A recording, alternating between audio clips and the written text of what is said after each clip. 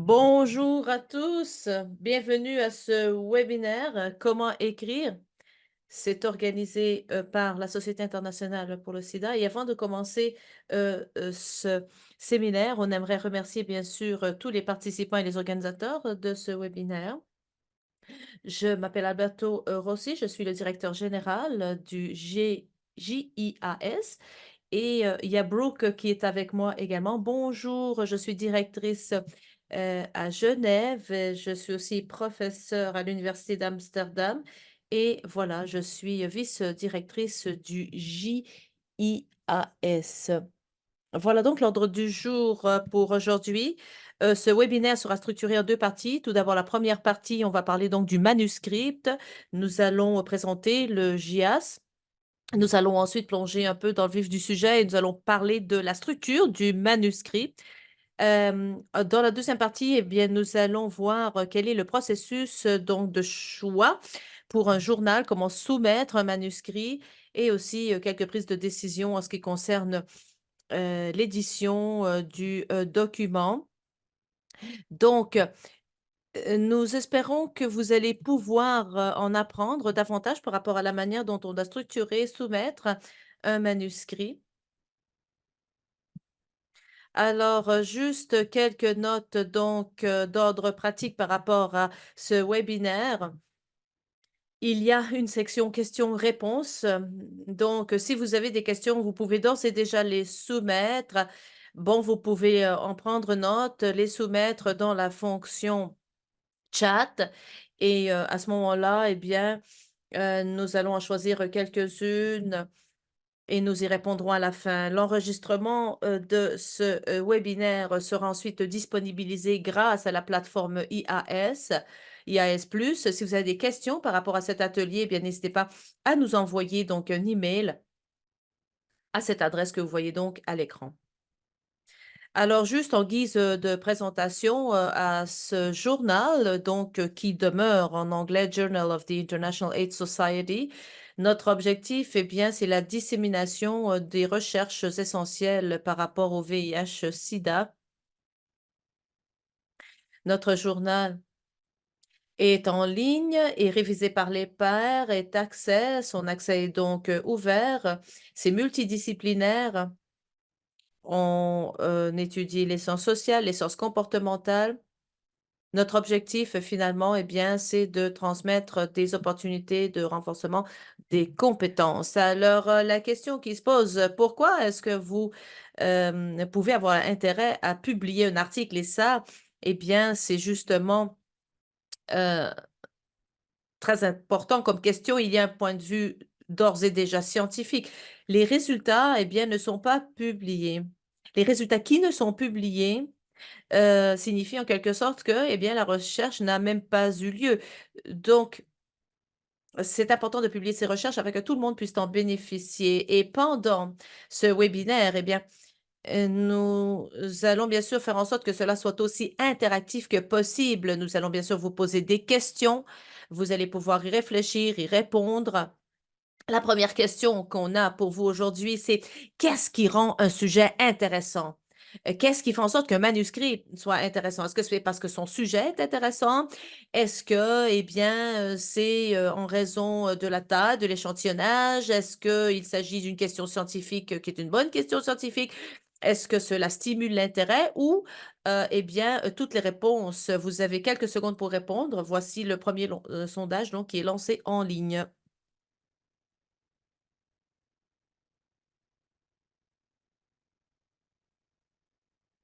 Les réponses sont faites sur une base anonyme, donc ne soyez pas timide.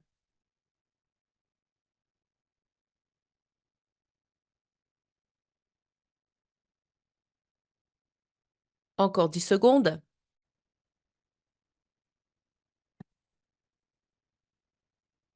Je vois que vous avez répondu en grande partie et voici les résultats. Eh bien, les résultats indiquent que 78% d'entre vous avaient répondu toutes ces réponses. Effectivement, il s'agit de la bonne réponse. C'est ça qui fait en sorte qu'un article soit intéressant. Tous ces éléments sont importants, donc afin d'avoir un article qui soit, de qualité. Alors, c'est à vous, je pense, Brooke, maintenant. Bonjour. 6 choses auxquelles peut-être vous, devrez réfléchir avant d'écrire votre manuscrit. Première chose, c'est la raison pour laquelle vous voulez publier votre travail, donc le pourquoi et savoir aussi si votre travail est publiable. Ensuite, il faut décider du type de manuscrit. S'agit-il d'un commentaire, d'une analyse, d'une étude scientifique? Ensuite, choisissez votre journal cible. Quel sera votre auditoire ou votre public? Ensuite, respectez les lignes directrices en ce qui concerne les auteurs. Ces lignes directrices donc établies par le journal. Faites attention aussi à la structure de votre publication et il faut comprendre aussi l'éthique pardon, liée à la publication afin justement d'éviter les problèmes à ce niveau-là. Moi, je suis fan. Heu, je fais vraiment presque manuscrit scientifique pour, en fait, mettre de l'ordre dans mes idées. La première chose justement à faire, c'est de mettre de l'ordre dans ces idées. La première chose, que vous devez vous poser comme question, c'est: «Est-ce que j'ai fait quelque chose de nouveau et d'intéressant?» et quelles sont en fait les lacunes, auxquelles répond mon étude et comment le fait-elle? Et ensuite, essayez de trouver quelle est votre histoire. C'est-à-dire, est-ce que c'est quelque chose de nouveau dans le monde de la science, quelque chose de jamais vu auparavant, ou est-ce que c'est quelque chose, eh bien, qui a déjà été montré dans d'autres pays ou dans d'autres contextes? Je pense, que les étudiants peuvent parfois, se perdre à ce niveau-là et donc c'est très important de voir si la recherche que j'effectue, eh bien, propose telle, oui ou non, une nouvelle perspective par rapport à la problématique concernée. Ensuite, est-ce que j'ai confiance en mon travail? Est-ce que mes conclusions sont justifiées et quelles sont les implications de cette recherche? Est-ce que c'est, une étude qui pourra être reproduite par d'autres? Est-ce que cela peut être répliqué? Et encore une fois, à quel point est-ce que j'ai confiance en mon travail? S'assurer donc que nos conclusions sont justifiées et non pas exagérées et réfléchir aussi, particulièrement pour un journal plus appliqué, quelles sont les implications en ce qui concerne la recherche, la pratique, les politiques? Quelles sont les conclusions et les résultats que l'on pourra tirer ensuite de mon travail? Donc, réfléchissez un peu pour voir de manière critique comment les autres pourront donc tirer profit des résultats de ma recherche. Prochain élément donc, la structure de ce manuscrit va bien sûr dépendre du type d'article que vous allez rédiger. Il y a des articles qui, appellent au débat, d'autres qui, en fait, établissent des commentaires, mais on va, parler ici de ces manuscrits de recherche. Alors, il y a un cahier des charges qui diffère un petit peu, mais voilà ce qu'on retrouve le plus souvent au niveau de ces différentes publications, de ces différents journaux scientifiques. Alors, ça commence, normalement par un résumé, comme vous le savez. Ensuite, une introduction, méthode et matériaux, résultats, avec, tous les tableaux, les chiffres et cetera, une discussion et les références. Prochaine diapo. Alors, juste parce qu'un article suit un certain ordre, ça ne veut pas dire que c'est la manière la plus simple d'écrire ou de rédiger un article, c'est-à-dire de commencer par le titre et aller jusqu'à la conclusion. On, vous recommande de commencer par les chiffres et les tableaux parce que ce sera en fait la partie principale, de votre article et cela va vous guider, par rapport à l'histoire que vous allez vouloir raconter. Cela va clarifier les choses pour vous, le lecteur. On commence donc par cela et ensuite on se concentre donc sur une fois que vous avez ça, là, vous pouvez donc établir les contours de votre article. Quand moi j'étais étudiante, on nous disait que parfois, ce qui est le plus difficile, c'est de mettre nos premiers mots, d'avoir un ordre à suivre. Ça aide toujours à commencer. Donc une fois que vous avez vos chiffres et vos tableaux, vous pouvez commencer à penser au titre, les auteurs. N'oubliez pas les initiaux, du milieu, respectez la manière dont les personnes utilisent leur nom et leur prénom. la méthode qui peut peut-être varier d'un journal à l'autre. En ce qui concerne, hem, la rédaction, bon, commencez donc par la méthode parce que ça va vraiment articuler le reste de votre article. Pensez ensuite aux résultats et ensuite vous pouvez, réfléchir à l'introduction et à la discussion parce que ça va peut-être, vous donner l'impression d'être moins débordé si vous commencez ainsi. Et en fait, le résumé, peut, sembler quelque chose de simple. C'est ce que je croyais moi aussi par le passé, mais une fois que vous avez tout le manuscrit et toute l'histoire, si vous voulez, devant vous, eh bien, ça devient beaucoup plus facile de résumer tout ce travail.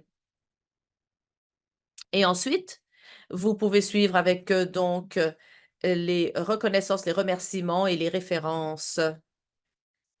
Évidemment, pendant ce processus, vous allez discuter avec les collègues, essayer de trouver ce qui en est au niveau de l'histoire, mettre peut-être des, tableaux, inclure des statistiques, des tableaux. Demandez à vos collègues, à vos connaissances pour voir si cette publication est compréhensible déjà. Ça va vraiment vous aider. Prochaine diapo, s'il vous plaît. Alors, pourquoi est-ce que le titre d'une publication est-il si importante? Tout le monde doit maintenant recevoir, le sondage numéro 2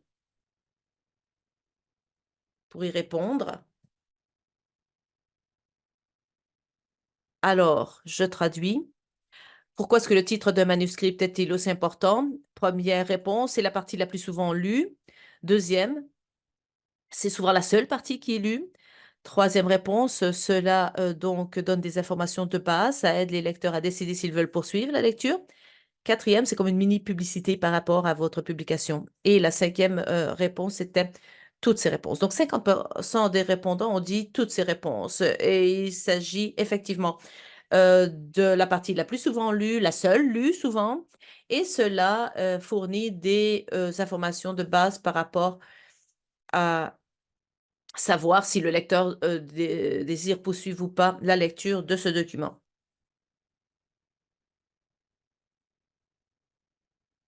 Il est donc fondamental de bien trouver son titre. Vous voulez un titre qui représente exactement votre étude, mais il faut que cela soit court, spécifique, représentant de tout le travail que vous avez fait. Il faut que cela soit informatif et que ça vous donne le quoi, le où, le qui et le comment. C'est en fait une mini pub, si vous me permettez, pour votre travail. Ça transmet les informations de base, ça va aider les lecteurs à décider s'ils veulent poursuivre leur lecture du document ou pas. Et moi, j'ai déjà fait des révisions systématiques. Ça permet de trier les documents. Vous pouvez voir le titre et seulement ensuite décider de lire le résumé. C'est donc très, très important que le titre soit précis. Alors, c'est souvent la seule partie qui est lue. Ensuite, c'est le résumé. Ensuite, le texte principal. Donc, ça ressemble en fait à un cône de crème glacée. Regardons donc, examinons ce titre ensemble pour voir quelles sont les informations qui manquent à ce titre. Donc, nous avons les causes métaboliques de la maladie du foie. Alors, troisième sondage, est-ce que nous avons le quoi, le où, le qui et le comment? Qu'est-ce qui manque au niveau de ce titre?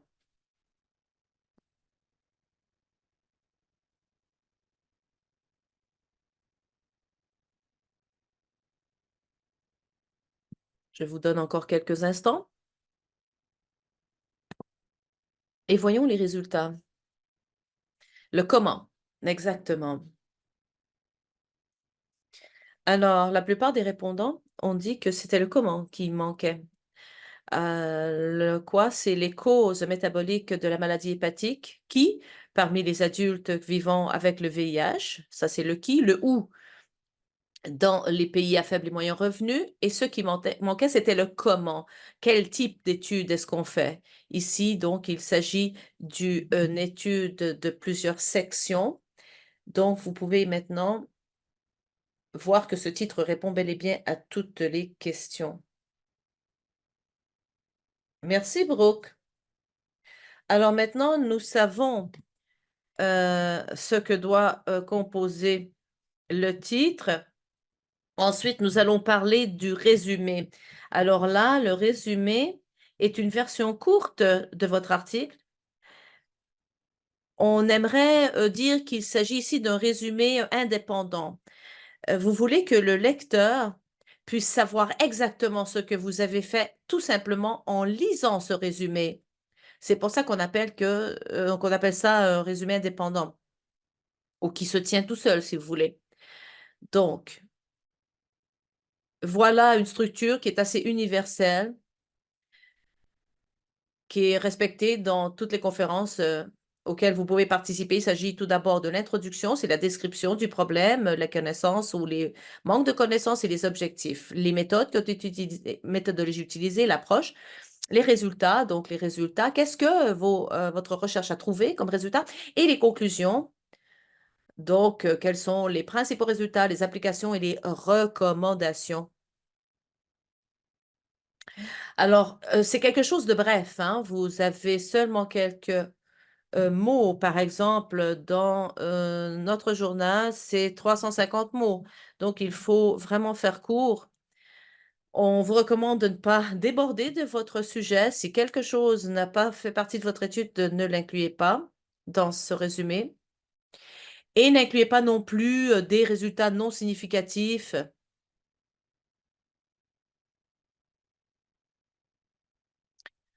Donc ça, c'est une bonne manière de réfléchir avant de rédiger votre résumé. Les gens ne lisent pas tout l'article à moins d'être très intéressés par le sujet et une grande partie de vos lecteurs vont se fier sur justement ce résumé avant de décider de poursuivre la lecture de l'article dans sa totalité. Donc, les informations qui sont divulguées par votre résumé doivent être intéressantes. Alors maintenant, nous allons ici examiner ce résumé et je vais essayer de vous montrer comment les auteurs ont réussi à faire un résumé complet. Ils ont parlé donc du sujet, on parle ici de la maladie hépatique qui est la cause principale de mortalité et de morbidité parmi les personnes qui vivent avec donc le VIH.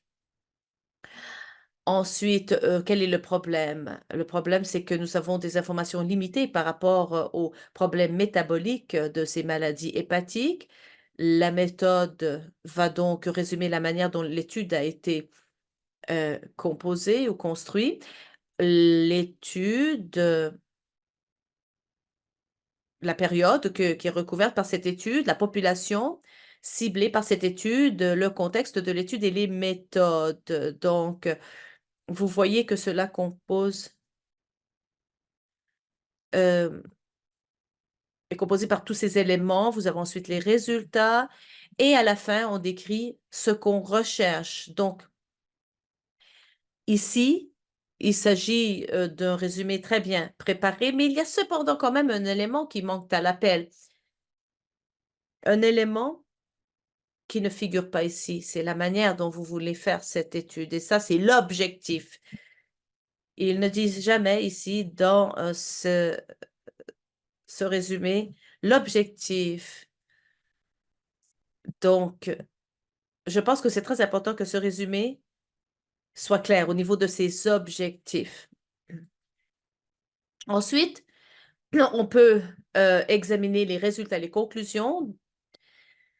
Vous n'êtes pas obligé de mettre tous les résultats, mais vous voyez les résultats de l'étude et en ce qui concerne les conclusions, en quelques mots, un petit résumé, de, ces conclusions. Donc le message à retenir, c'est que donc les maladies métaboliques, eh bien, constituent des facteurs de risque significatifs pour les maladies hépatiques parmi les, PLHV HIV et LMIC. Ensuite, quelles sont les implications de votre étude et quelles sont les recommandations futures? Donc, c'est en quelque sorte, des recommandations pour les chercheurs par rapport aux prochaines étapes à entreprendre.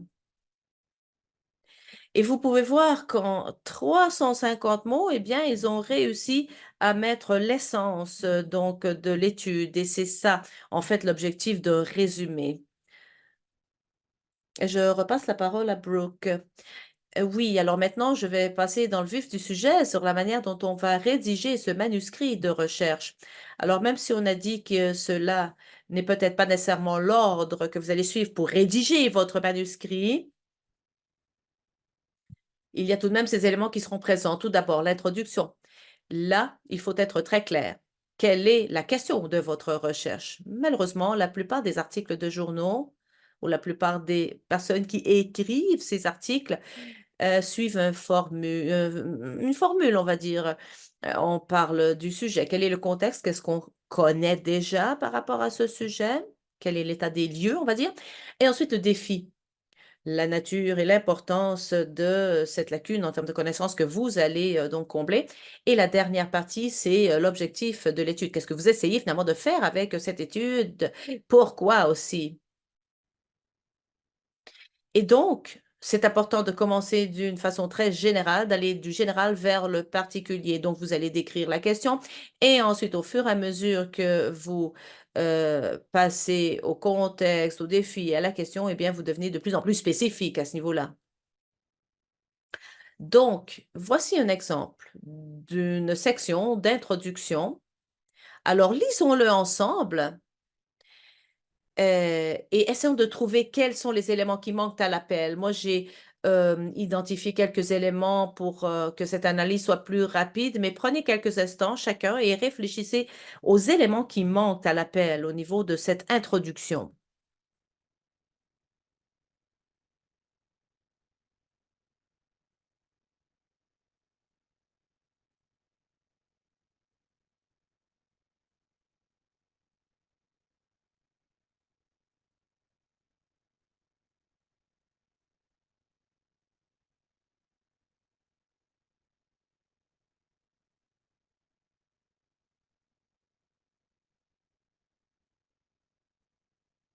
Prochaine diapo, donc, nous avons la question de sondage. Alors, la question, c'est quel est l'élément qui manque à l'appel au niveau de cette introduction? Le contexte, le profil, le contexte, le défi et la question ou l'objectif.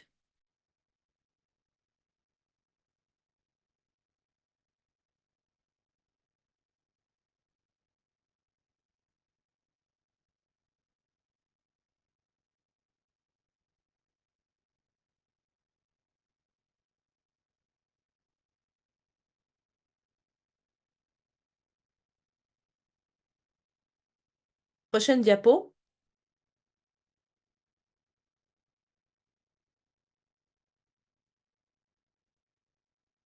Alors, la plupart des personnes sont d'accord pour dire qu'il s'agit d'une question qui manque ici. La question qui manque, c'est l'objectif. Alors, si vous regardez la structure, il y a l'introduction de cet article. Donc, le profil est très clair, l'état des lieux, le contexte, qu'il y a un taux élevé de mortalité parmi les personnes qui souffrent de VIH. Et ensuite, il y a le contexte, les données au niveau de ces dommages hépatiques, l'exposition cumulative, particulièrement parmi les LMIC, et ensuite le défi. Alors là, la stéatose hépatique est donc une préoccupation qui nécessite une reconnaissance précoce des personnes qui sont à risque de souffrir d'une fibrose hépatique. Mais cela ne va pas nous dire ce que vous allez faire pour justement vous pencher sur cette question. Alors là, lorsqu'on parle de la question et de l'objectif de l'étude, eh bien, on peut voir que on voit, nous avons pour hypothèse que blablabla et là, vous allez garantir que ce paragraphe, établit un contexte et une des dernières phrases: «Dans cette étude, nous voulons estimer». Donc c'est important d'inclure la question que vous posez et ce que vous allez faire pour y répondre. Quel est votre objectif? Les méthodes. Comment est-ce que vous allez donc, envisager cette question? Les méthodes vont bien sûr différer selon votre approche. Ça peut différer aussi selon le type de recherche que vous entreprenez, mais on veut garantir que vous montrez au lecteur que vos méthodes sont appropriées pour répondre justement à la question de base. Les méthodes doivent être détaillées suffisamment afin de permettre à votre travail d'être répliqué. Donc, les procédures, les interventions, les types de données recueillies, l'approche analytique, les statistiques, etc., seront partagés, ce qui, d'après moi, m'aide beaucoup en tant que eh bien, lectrice, éditrice, mais aussi rédactrice d'articles, c'est d'utiliser en fait des sous-titres pour organiser les contenus. Donc, vous pouvez, grâce à ces sous-titres, mieux organiser vos réflexions, de dire, OK, je dois m'assurer d'inclure des informations sur ceci, sur cela. De toute façon, on reviendra par rapport aux détails de ces types de sous-titres que vous pouvez utiliser. Ensuite, ici, peut-être que vous pouvez inclure des informations par rapport à l'approbation éthique IRB et décrire aussi en utilisant le temps verbal passé. Les méthodes ne sont pas un lieu pour inclure vos résultats. Donc, lorsque vous écrivez ces méthodes, vous pouvez entrer dans des détails, mais il faut équilibrer les détails avec le reste. Il faut donc être très précis à ce niveau-là. Vous voulez bien sûr répondre à votre question, à vos questions de qui, quoi, quand, comment. Donc, le qui, c'est le sujet de l'étude qui a été la cible. Quand cette étude a-t-elle eu lieu? Quand a été mis en œuvre ce programme? Qui a évalué? Où est-ce que l'étude a eu lieu? Où est-ce que le projet a-t-il été mis en œuvre? Qu'est-ce qui a été mesuré? Quels sont les facteurs d'intérêt? Et le comment est essentiel. Comment est-ce que ce sujet est-il conçu? Quels sont les résultats? Euh, et comment est-ce que ces données ont-elles été recueillies? Voilà cet équilibre qui est nécessaire et c'est là où les réviseurs vont vous demander davantage d'informations. Et on va bien sûr répondre au réviseur, mais il faut s'assurer que vous allez vraiment vous soucier de cet équilibre et donner autant de détails que possible tout en respectant bien sûr cette limite au niveau des mots que vous avez, la quantité de mots. Donc voilà un exemple d'un autre article qui en fait contient en fait tous ces sous-titres merveilleux qui sont justement très utiles. Donc, vous avez par exemple ici un sous-titre qui est utilisé pour organiser les contenus, les sources des données, la conception, la population, les résultats et les analyses statistiques. Donc, vos sous-titres, ce n'est pas quelque chose de très compliqué. Ce sont en fait des sous-titres qui dépendra bien sûr du type de recherche que vous allez effectuer. Il y a un modèle. Moi, en tant qu'économiste, mes sous-titres seront très différents des vôtres. Si vous essayez donc d'être inspiré par rapport aux sous-titres que vous pouvez utiliser, eh bien, vous pouvez peut-être lire d'autres articles dans votre domaine spécifique de recherche pour voir quels sont les sous-titres utilisés par vos pairs, par vos collègues. Prochaine diapo. Alors, la section résultats, eh bien, devrait être très concis. Vous ne spéculez pas ici, mais vous établissez tout simplement les résultats sans les interpréter.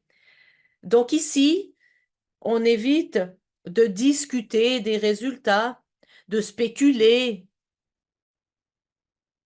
Et je pense qu'il faut être très spécifique à ce niveau-là. Donc, au niveau des chiffres, des pourcentages, des dates, il faut aussi présenter des analyses statistiques qui montrent, par exemple, vos principaux résultats.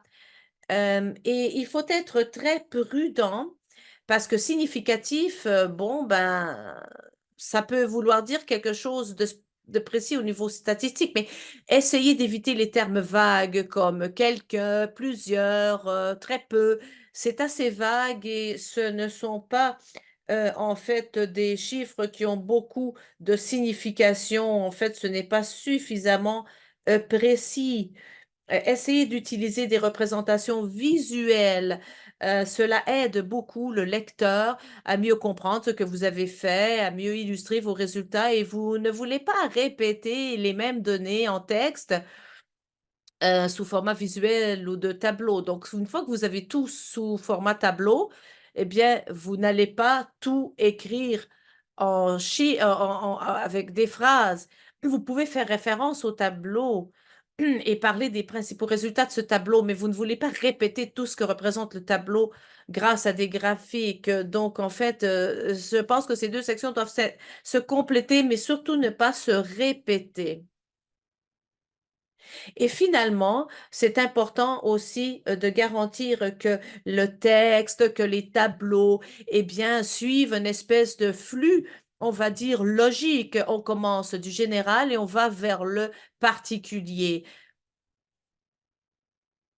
Voilà, on laisse les choses les plus complexes pour la fin. Alors, organiser les résultats d'une façon logique, c'est essentiel pour aider le lecteur à comprendre ce que vous avez fait et suivre ce que vous écrivez. Dans cet exemple, vous voyez que l'auteur a organisé en 3 sections les résultats et le flux est très clair. Alors, quelle est la population d'études après les détails des mesures qu'ils ont fait, ils ont basé la question de la recherche et dans la même logique des objectifs de l'étude qui ont été présentés dans l'introduction. Vous voyez ici dans le carré. Alors, ce sont les phrases de l'introduction et maintenant les conclusions qui vont être présentées, du plus large au plus spécifique. Maintenant, on a un autre exemple. C'est une section de résultats. Alors, prenez 1 ou 2 minutes pour penser ce qui est écrit. Est-ce qu'il y a quelque chose qui est pas correct dans la façon dont ceci est écrit? On a déjà le sondage qui va vous aider un peu à voir quelle est la question que vous devez répondre.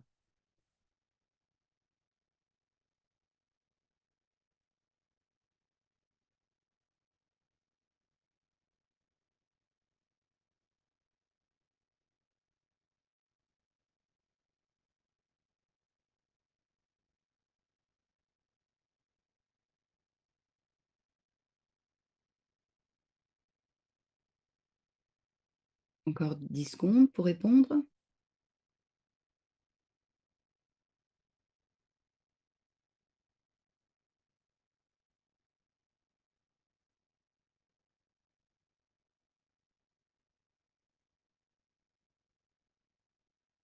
La prochaine diapo. Alors, 71, on dit que les données pouvaient être plus spécifiques et c'est vrai, on pouvait avoir des données un peu plus spécifiques et voilà ici l'objectif de cet exercice. On a changé un peu les mots et vous pouvez voir l'original, la version correcte du manuscrit et vous voyez comme la description doit être spécifique avec les données spécifiques. De ne pas dire plus de 2000. C'est important de dire exactement que c'était 2210.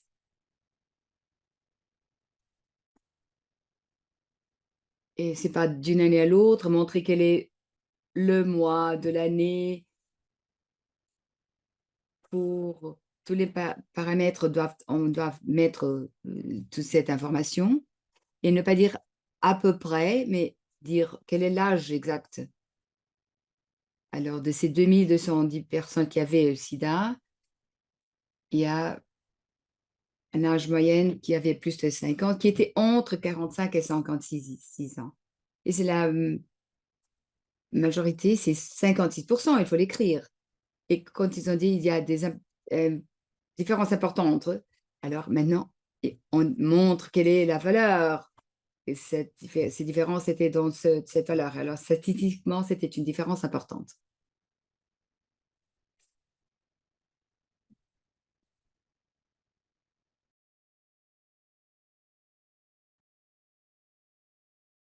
Voilà, dans les tableaux et chiffres, c'est très important. C'est très utile quand on présente des données, de présenter des tableaux et chiffres plus que uniquement de texte. Mais normalement, on doit pouvoir enlever des chiffres des tableaux, du manuscrit, et qu'on puisse comprendre exactement qu'est-ce que ça veut dire. On doit avoir un titre très clair pour ces chiffres. On doit avoir un titre pour tout, n'importe quelle donnée qui doit présenter pour comprendre si cette information est lue indépendamment. Les types de tableaux et chiffres qui sont utilisés, on doit les utiliser d'une façon correcte pour pouvoir transmettre le message qu'on veut transmettre. Alors, il y a des recherches qui auront un tableau descriptif avec des statistiques, par exemple. D'autres ont des données différentes qu'on peut présenter de façon différente. Alors, il faut faire attention avec les couleurs aussi. Si vous avez des couleurs qui sont trop proches, c'est difficile de voir quelle est la différence. Et il y a des gens qui n'arrivent pas à lire les couleurs, alors il faut faire attention à cet aspect aussi. Et on peut avoir une impression en noir et blanc. Alors, est-ce que votre présentation peut être encore lisible s'il n'y a pas de couleur? Ici, vous avez deux exemples. On a des chiffres avec un titre très clair, avec l'axe ou une différenciation de couleur. Et ça peut être tout seul parce qu'on sait exactement qu'est-ce que c'est que ces données. En bas, à droite, vous voyez et il y a beaucoup d'informations, dont ici, il y a aussi une légende. Et ça nous peut montrer que ça peut vivre au sol. Quelles sont les données qui sont en train d'être présentées, les estimatifs sont de ce range, etc. Alors, on peut enlever ce tableau et le mettre seul ailleurs et on comprend l'information.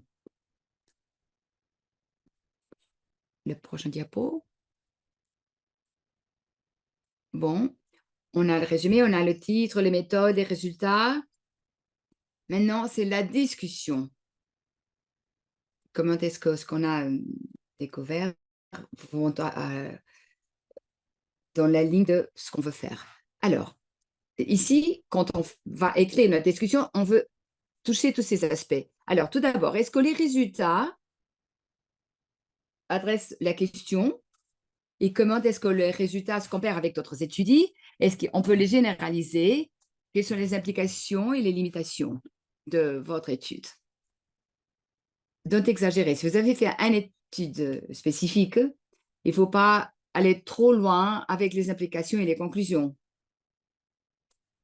Pour mieux expliquer ça, on va vous présenter un exemple. Alors voilà, ici on a la discussion d'un document qu'on a déjà vu plusieurs fois ici dans ce webinaire. Ce n'est pas nécessaire de le lire, mais on va voir spécifiquement des phrases spécifiques et vous pouvez les voir ici pour le faire plus vite. Ils sont ici en noir, plus visibles. On a découvert. Alors, vous pouvez voir que c'est un résumé des résultats. C'est déjà ça. Alors, après, c'est une comparaison et une contextualisation de ces études avec d'autres études qui existent déjà dans la littérature. Alors, il est consistant avec d'autres études. Après, on sait que c'est une étude qui a été faite au Brésil, dans d'autres pays en Afrique occidentale, aussi en Chine. Alors, vous voyez quelle est la littérature qui est disponible et on prend notre étude et on fait une comparaison directe avec ces autres études. Ça, c'est très important pour des publications comme la nôtre. On est le Journal de la Société internationale de SIDA. Alors, on considère une étude qui a été faite dans une unique région. Ça, c'est pas intéressant parce qu'on est international. Alors, on veut être sûr que cette étude de cette région spécifique est en contexte global. Alors, on vous recommande de comparer avec d'autres études puisqu'on est mondial. Les résultats, alors ces résultats nous suggèrent que on peut réduire la mobilité, etc. Et ils les conc ils concluent qu'en discussion ils concluent la discussion en disant quels sont les points forts et les limitations. Je dois encore vous dire que c'est vraiment important, cet aspect. On est d'accord qu'il n'y a pas une étude qui soit parfaite. Toutes les études ont des points forts et des limitations et on est très, ouvert, bien sûr, mais si vous ne voulez pas présenter dans vos études quelles sont vos limitations, les éditeurs qu'on doit choisir s'ils vont ou pas publier votre document, ils vont dire peut-être que vous ne savez pas quelles sont les limitations de votre étude. Mais si vous savez quelles sont les limitations de votre étude, vous êtes ouvert et vous indiquez vos limitations dans les conclusions. Alors, les éditeurs, ça va leur aider tout de suite. Et aussi aux lecteurs, ils peuvent contextualiser l'étude. Par exemple, ici, dans ce cas, il parle des aspects forts. C'est un groupe multicentre et très grand. Mais dans les limitations, ils disent, regardez la dernière phrase en vert. On ne peut pas retirer d'inférence formelle entre la fibrosis du foie, etc. Et ça, c'est très important parce qu'ici, on ne peut pas le changer parce que c'était cette nature transversale. Et c'est sa limitation. Et alors, ils ont ça en compte. Et c'est important. Si on veut faire une réplication de cette étude, c'est important de savoir cet aspect. Alors, les conclusions, c'est très important et on doit savoir quels sont les principaux messages qu'on peut prendre, quelles sont les implications des résultats et les données importantes et comment avoir des recommandations pour des collègues qui peuvent suivre votre document et votre article. Il ne faut pas généraliser trop. C'est très important. Ne pas dire des choses qui sont évidentes et ne pas faire la répétition des résultats. Parce que si vous faites une étude dans une région, vous ne pouvez pas présumer que on peut le faire pareil dans une autre région. Ça, c'est important. Alors, vous voyez ici, encore les auteurs, ils ont ces 3 concepts dans les conclusions d'études. Ils nous donnent en bleu un message pour prendre avec soi, ce qu'ils ont trouvé dans cette étude. Et qu'est-ce que sont les implications de ces résultats? Alors, avec ces résultats, à la fin, on peut faire des changements au niveau de politique pour pouvoir voir ces conditions plus tôt dans le processus. Alors, des futures recommandations pour d'autres recherches futures. Ici, ils expliquent qu'est-ce qu'on doit faire après. Je crois qu'on a vu tout ce qui concerne le manuscrit et je vais un peu faire un résumé de ce qu'on a fait. Alors tout d'abord, on commence à large et on va mettre, on va faire une approche plus succincte. Alors avec quel est le background, le contexte et les défis. Après, on a les méthodes, quoi, où, qui, comment. Et après, les résultats, selon une question logique, ne pas discuter, présenter les données qu'on a trouvées et à la fin, la discussion et les conclusions. Un paragraphe d'introduction, une comparaison de contexte et de ce qu'on a trouvé, les aspects forts et les limitations et les conclusions. Encore, je veux dire que l'introduction, les méthodes et les résultats sont écrits dans le passé parce que c'est quelque chose qui s'est déjà passé. La discussion et la conclusion doivent être écrits dans le présent parce que c'est ce qui est en train de se passer maintenant. Voilà. Alors, pour faire une récapitulation, un bon article scientifique doit faire plus que présenter beaucoup de données. Il doit donner et nous raconter une histoire qui nous intéresse et qui soit très claire. Alors, celui qui va lire l'article doit jouir. Voilà, alors on arrive à la deuxième partie de notre ordre du jour. Comment écrire manuscrit, c'était la première partie. Et maintenant, on va vous donner quelques idées de comment choisir la publication, le journal, et qu'est-ce qui se passe au niveau éditorial avant la publication, quelles sont les méthodes, etc. Brooke, je te passe la parole. Bon, comment choisir le journal, la publication? Trouver la publication correcte, c'est un exercice en 3 parties. Tout d'abord, on doit identifier quelle est notre audience primaire, ceux qui vont lire notre article. On identifie après le journal, les publications, et après, on doit considérer 3 publications. Alors, pour l'audience, dans le contexte de la question de la recherche, l'histoire qu'on va raconter, on doit dire à qui que je dois adresser. C'est qui va trouver cette recherche intéressante et utile?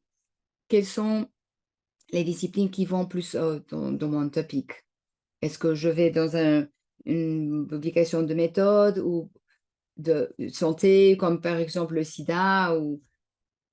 Alors, il faut penser quelles sont les personnes qui vont bénéficier de ce que j'écris. Quel est le type de publication?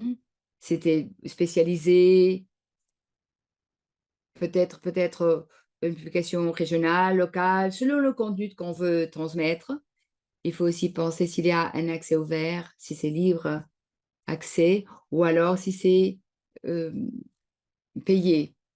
Parce que ça va toucher une audience différente. Si vous voulez toucher une audience plus large, qui n'a pas l'argent pour peut-être pour avoir un abonnement, alors il faut choisir selon ce que vous voulez.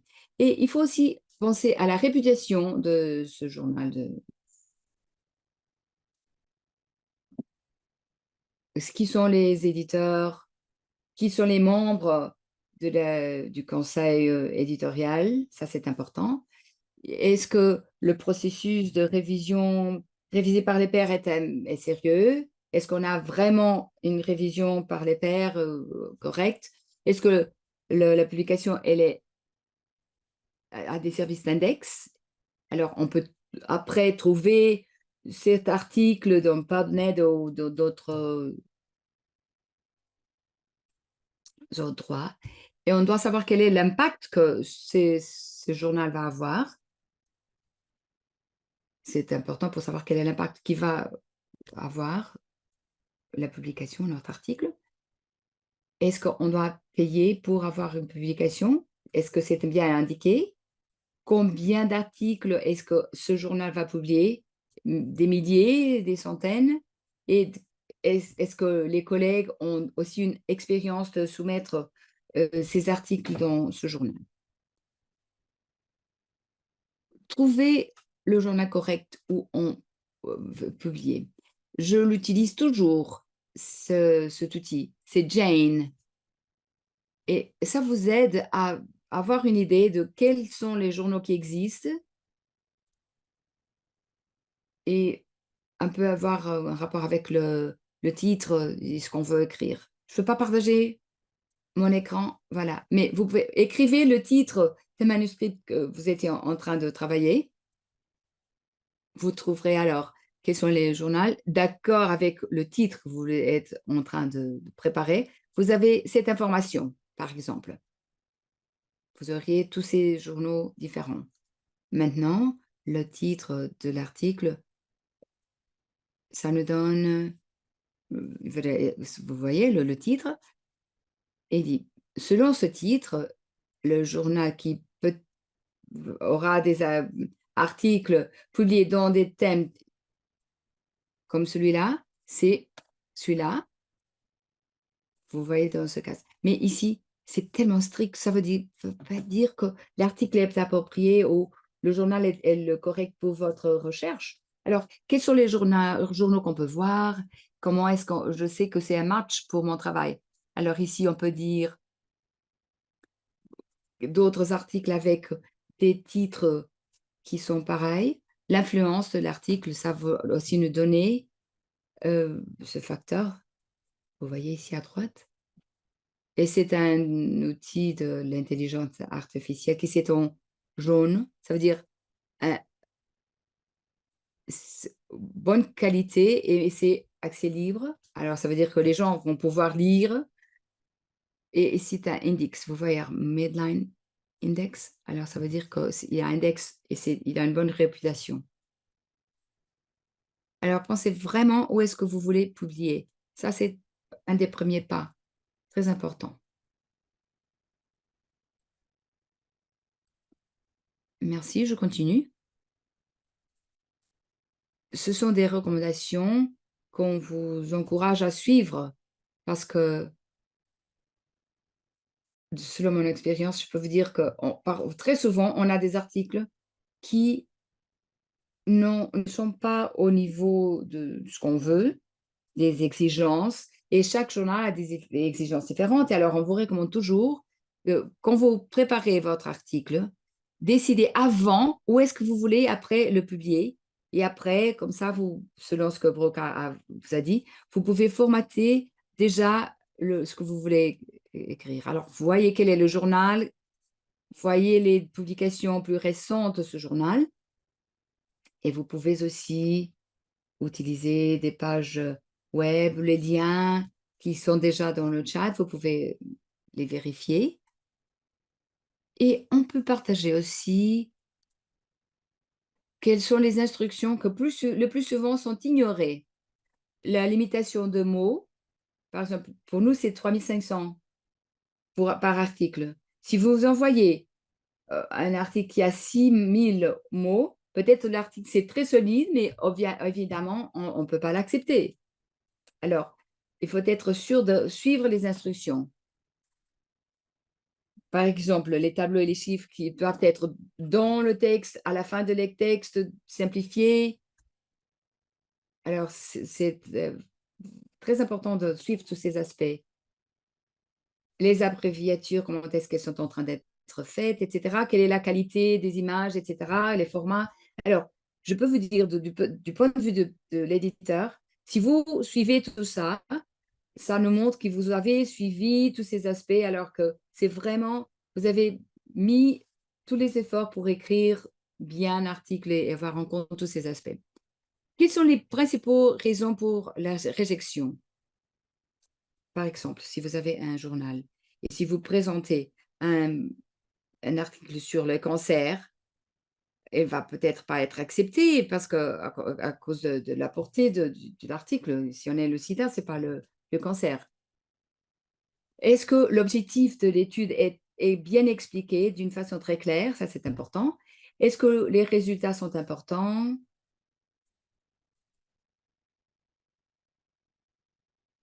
Est-ce que c'est quelque chose de nouveau? La nouveauté des données, c'est quelque chose d'important pour nous.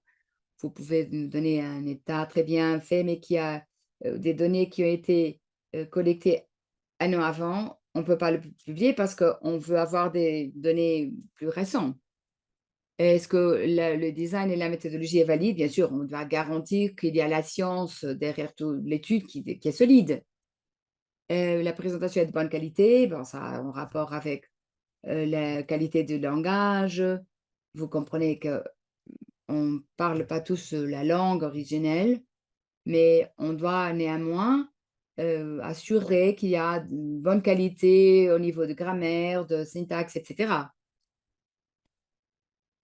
Et finalement, est-ce que le manuscrit suit les orientations du journal?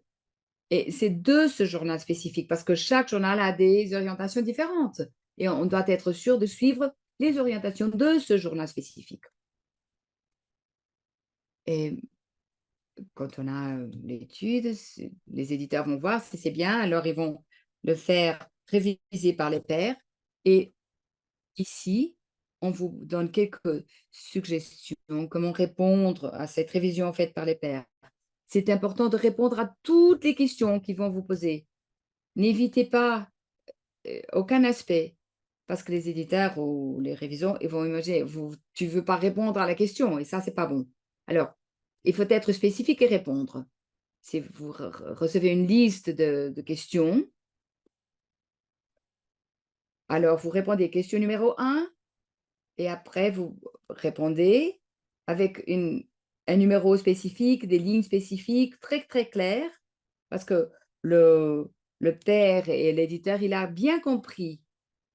Parfois, on a des réponses qui disent: «Oh merci, par ce point, on a déjà changé l'article». Mais on ne sait pas où est-ce que l'auteur a fait l'échange. Alors, il faut vraiment être très spécifique et comme ça, les éditeurs, ils peuvent immédiatement voir que cette réponse a été cette question a été changée de cette façon. Si vous avez des commentaires que vous n'êtes pas d'accord, c'est bien, pas de problème, mais vous pouvez ne pas être d'accord, mais il faut répondre et présenter d'une façon claire pourquoi est-ce que vous n'êtes pas d'accord. D'une court, direct et être constructive. C'est pas utile pour les pairs ou les éditeurs si vous répondez dans un ton qui n'est pas positif. Ici, je vous donne un exemple de ce que je viens de dire. En noir, vous pouvez voir la question de celui qui a fait la révision et dans une autre couleur et dans une autre ligne, on a la réponse de l'auteur, les arguments présentés. Il s'est dit: Cette phrase est incluse dans la ligne 217 jusqu'à 219. » Alors l'éditeur, il peut y aller directement et voir quels sont les changements. Les aspects éthiques de la publication, je vais le faire très rapidement parce qu'on n'a pas beaucoup de temps et je veux encore avoir du temps pour des questions. Alors, regardez ces aspects, il faut faire gaffe quand on fait une citation. Si on va copier des parties d'un autre article sans donner la référence, c'est plagiaire, on ne peut pas le faire et c'est déjà une raison pour rejeter si vous ne dites pas. Une redondance, ne pas utiliser, ce qu'a déjà publié. Alors il faut être sûr qu'on est correct quand on dit ça a été dit par cette personne, alors les auteurs doivent être corrects. S'il y a un conflit d'intérêts, il faut le dire, il faut déclarer. Par exemple, l'étude a été, hem, aidée par, une entreprise, c'est bien, mais il faut le dire.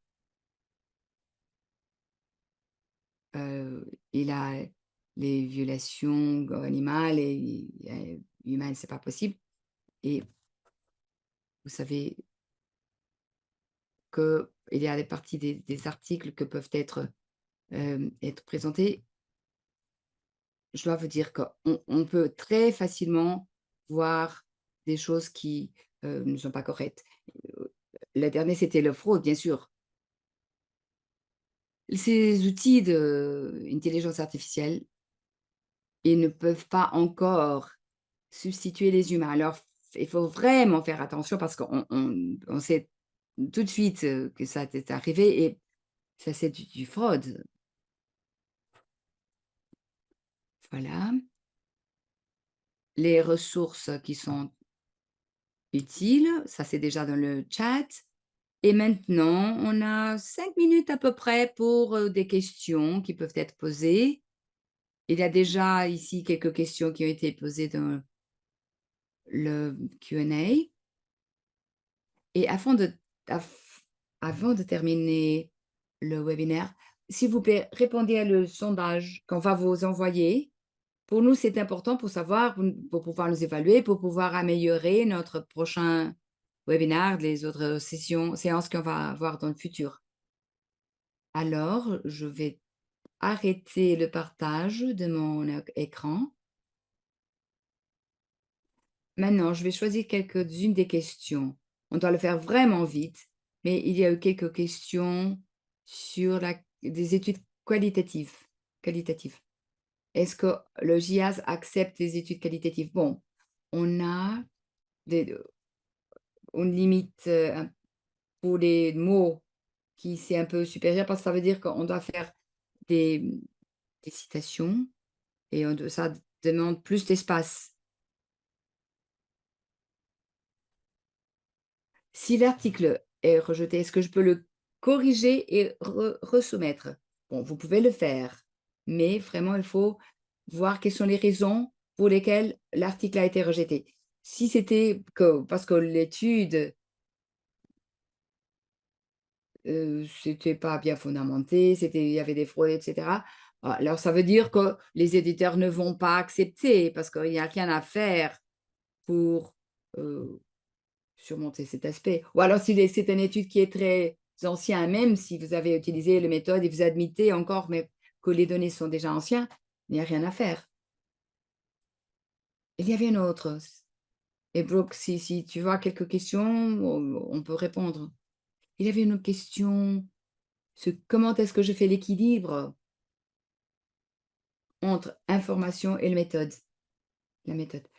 Il n'y a pas une règle universelle, c'est plus un art, l'expérience. En principe, on doit donner suffisamment d'informations pour pouvoir faire une réplication de l'étude. C'est la règle générale. C'est difficile, on sait, mais les éditeurs, ils auront la capacité de dire: «Vous avez fait une bonne étude, mais on veut avoir davantage d'informations sur la méthodologie pour être sûr, que vous avez suivi des procès, solides». Ou alors on peut demander plus d'informations et on peut, faire l'addition d'autres matériels. Par exemple, on ne peut pas inclure parfois tous les algorithmes, tous les détails, tous les documents qui ont été utilisés. Ils ne peuvent pas le mettre dans le document, mais ils peuvent présenter des fichiers qui donnent cette information extra si le lecteur veut avoir davantage de l'information. Il y a beaucoup de questions sur la question d'éthique. C'est l'approbation éthique doit être, faite avant la recherche, pas uniquement pour la publication, mais parfois c'est pas nécessaire. Par exemple, les documents qui ne font des modèles, les révisions systématiques, c'est pas nécessaire. Alors parce qu'il n'y a pas les patients ne sont pas là. On utilise Si on utilise des données de personnes, alors on doit toujours vérifier si on est d'accord avec, les les données qui sont nécessaires de recherche et développement.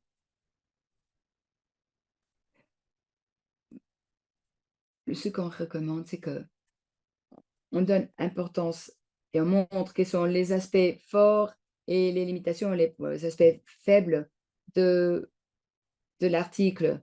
Ça, c'est important et quand vous dirigez cet article à un journal spécifique. C'est votre façon de montrer qu'est-ce que c'est que votre étude et donner plus d'importance à ça. On a encore une question avant de terminer.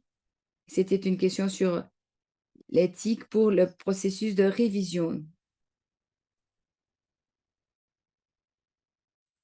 Nous, au GIAS, on utilise, une méthode, double blind. Alors, on ne sait pas qui est l'auteur, ou ceux qui font la révision et ceux qui présentent le texte, ils ne savent pas non plus qui sont les auteurs. Alors, ils ne savent c'est dans les 2 sens.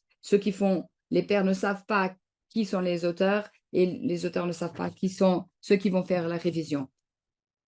Alors la contribution, financière, les pays et cetera, tout ça, on va faire, une évaluation de tous ces aspects dans le journal pour être sûr qu'il n'y a pas des aspects qui nous font ne pas être, impeccables, qu'on n'a pas de parti pris ou pas de préjugés.